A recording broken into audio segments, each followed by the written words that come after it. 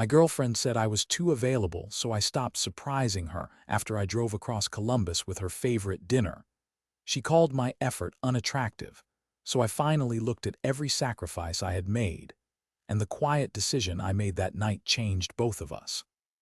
Original post: I was standing in her apartment doorway with Thai takeout in one hand and a small birthday cupcake in the other, when Madison looked at me like I had done something embarrassing. Not sweet, not thoughtful, embarrassing. She was 29 and I was 31. We had been together almost 2 years in Columbus, Ohio. I worked as a logistics coordinator for a medical supply company. My schedule was steady but draining, 6:30 in the morning until 3 most days. Madison worked from home as a social media manager for 2 local boutiques. Her schedule changed constantly, and she liked reminding me that her work was creative, and mine was basically moving boxes with emails. That Friday, I had left work early after covering a coworker all week. I stopped at her favorite Thai place. Then I drove across town in rain because she had told me 2 days earlier that she felt ignored by everyone around her birthday. I thought I was doing the right thing. When she opened the door, she did not smile. She looked behind me like she expected someone else. Then she sighed and said, "I did not ask you to come." I laughed at first because I thought she was joking. She was not. She stepped into the hallway and lowered her voice. She said I was too available. She said it was unattractive. She said I acted like I was waiting around for her life to happen so I could fit myself into it. That sentence hit harder than cheating would have. Because part of it was true. I had made myself too available. I had skipped basketball with my brother when she wanted company. I had changed shifts when her car needed service. I had paid the extra $300 on rent 1 month when her freelance client paid late. I had done grocery runs after work because she hated going to Kroger when it was crowded. I had answered every late-night text because I thought love meant showing up. But hearing it said like I was some pathetic extra in her life made my face go hot. I asked her if she really meant that. She crossed her arms and said I needed to have more of my own life. Then she added that women do not respect men who are too easy to reach. I stood there holding noodles and a cupcake while a neighbor walked by pretending not to listen. I could have argued. I could have listed everything I had done. I could have told her about the tire I paid for, the birthday gifts, the nights I drove over because she was anxious, the times I sat on FaceTime while she folded laundry because she hated being alone. Instead, I just nodded. I told her she was right. Her face changed. Not much. Just enough for me to notice. I handed her the food because I had already bought it. I put the cupcake on the little shoe rack by her door. Then I said I was going home. She said I was being dramatic. I said no, I was listening. That was the first time in our relationship I left without trying to fix the mood. On the drive home, I felt stupid. Not angry at first, stupid. Like I had finally seen myself from outside my own body. My apartment was quiet when I got back. I still had laundry in the dryer. My sink had 2 plates in it. My phone buzzed 3 times before I even sat down. The first text said, "Wow." The second said, "So now you are punishing me." The third said, "I guess I touched a nerve." I typed a long reply, deleted it, typed another, deleted that too. Then I set my phone on silent and took my laundry out. It sounds small, but folding my own shirts in silence felt like taking a breath after holding it for 2 years.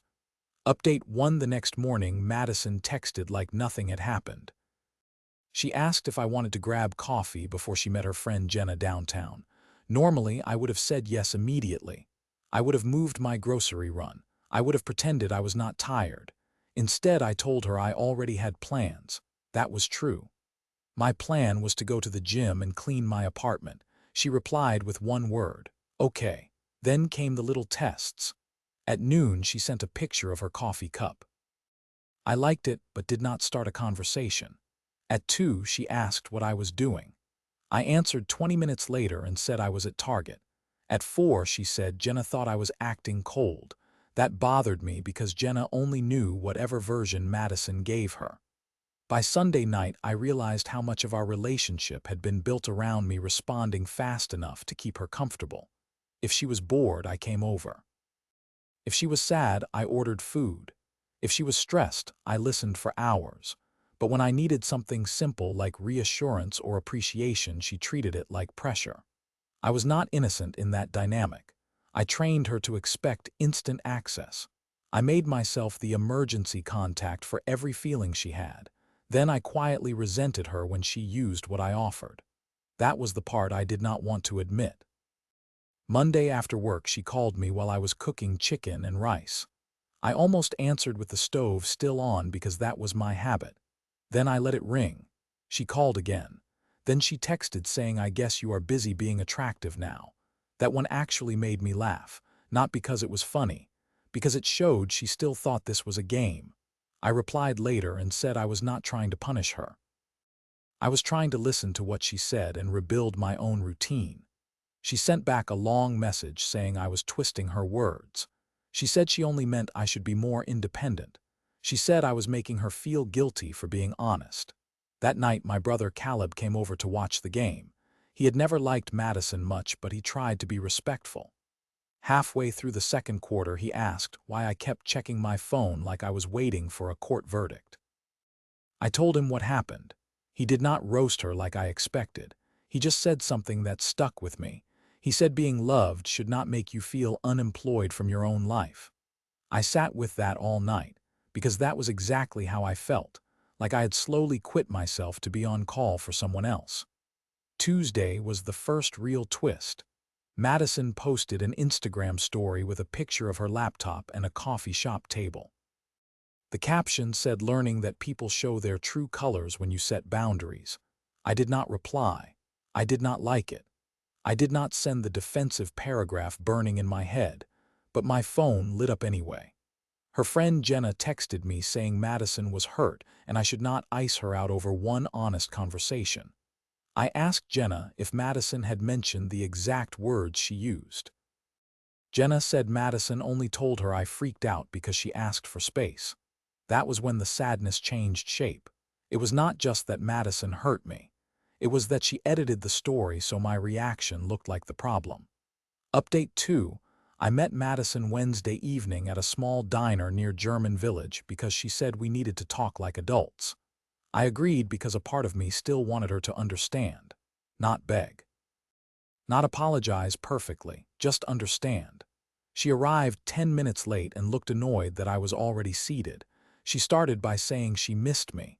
Then she said the week had felt weird. Then she said she did not like the energy between us. I asked what energy. She said I was withholding. I told her I was not withholding. I was stepping back from the role she said made me unattractive. She looked down at the menu for a long time. Then she said I was being too literal. That sentence told me everything. She wanted the benefits of my availability without the label. She wanted me close enough to help but distant enough to admire. She wanted me to read her mind and still act like I had not centered her. I asked her one question. I asked if she respected me. She got quiet, not because the answer was yes, because she knew a fast yes would sound fake. She said respect looks different to different people. I nodded and asked for the check. That was when she reached across the table and grabbed my hand. Her eyes filled up. She said she did love me. She said she was scared because her last boyfriend was emotionally absent and I felt like the opposite extreme. She said sometimes my effort made her feel guilty because she knew she was not giving the same back. For a second, my chest softened. That was the first time she sounded honest. Then she added that maybe I should not have made her feel so responsible for my happiness. And there it was again. A small truth wrapped in a blame shift. I told her I was responsible for my own happiness. That was exactly why I needed distance. She cried quietly. I did not enjoy it. I did not feel powerful. I felt tired. When I got home, I wrote a list on a yellow notepad. Not a breakup speech, just facts. My rent was $1,380. My car payment was $410. My student loan payment was $200. I had been spending almost $400 a month on dates and groceries at her place. I had skipped overtime twice because she wanted me at events with her friends. I had missed 3 family dinners because she had bad days. Looking at it on paper made me feel sick. Not because she forced me to do all of it, because I volunteered and called it love. Thursday morning, I texted her that I needed 2 weeks with no relationship decisions and no daily check-ins. I said I was not breaking up that second. I was taking space to think clearly. She hated that. She said couples do not take space. They work things out. I wanted to say couples also do not call love unattractive when it arrives at the door with dinner. But I did not. I just repeated that I needed space. By Friday night, she left a voice message. She was crying. She said her mom told her she had been treating me like a safety net. She said Jenna had asked more questions and realized the story was not as simple as Madison made it sound. For the first time, she admitted the sentence was cruel, but the strange thing was I did not feel relieved. I felt calm. That scared me more than the fight. Final update: the 2 weeks changed me more than the 2 years did. I went back to basketball with Caleb on Thursdays. I picked up Saturday overtime. I cooked at home. I stopped driving across town every time Madison had a rough day. I called my dad more. I slept better. Madison respected the space for 3 days. Then she sent small messages. A song, a memory, a picture of the cupcake container still on her counter. I answered some. I ignored others, not to be cruel, to learn the difference between connection and obligation. At the end of the 2 weeks, we met at a park near Schiller. It was cold enough that we both kept our hands in our jacket pockets. She looked different, softer, less defensive. She apologized without adding a but. She said she had been embarrassed by how much I cared because it highlighted how little effort she made.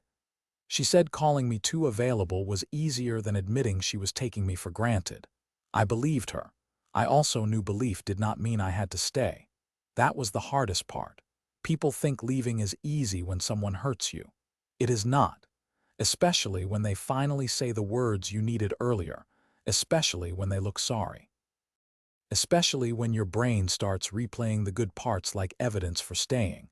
I told Madison I loved her, but I did not like who I became in our relationship. I became anxious. I became smaller. I treated every silence like a job performance review. I stopped asking if I felt loved and focused only on whether she felt supported. She cried again. I cried too. I told her I was not ending things because she was evil. She was not. She was funny and smart and sometimes kind. She remembered tiny details about people. She could make a boring grocery trip feel like a movie scene. She had good in her, but good moments do not cancel a pattern. She asked if we could try again with boundaries. Maybe another version of me would have said yes. The version who brought soup when she was sick. The version who left work early for her apartment packages. The version who believed being chosen meant being useful. But I was not that version anymore. I told her no, not angry, not cold, just no. She nodded like she had already felt it coming. The next month was quiet, painfully quiet at first. I kept reaching for my phone during moments when I would normally check on her. I had to sit through my own discomfort without turning it into a rescue mission. Madison sent one final message after New Year. She said she hoped I found someone who appreciated how I loved. I replied that I hoped she learned to receive care without punishing the person offering it. That was the last message. I am single now. My apartment is still not perfectly clean. I still overthink sometimes. I still have to stop myself from earning love like it is a paycheck. But I am better. The lesson I learned is simple. Being available is not the problem. Being available to someone who only values you when you disappear is the problem. Love should not require you to become rare just to be respected. If you have ever been called too much by someone who kept taking from you anyway, comment what you would have done, like this story.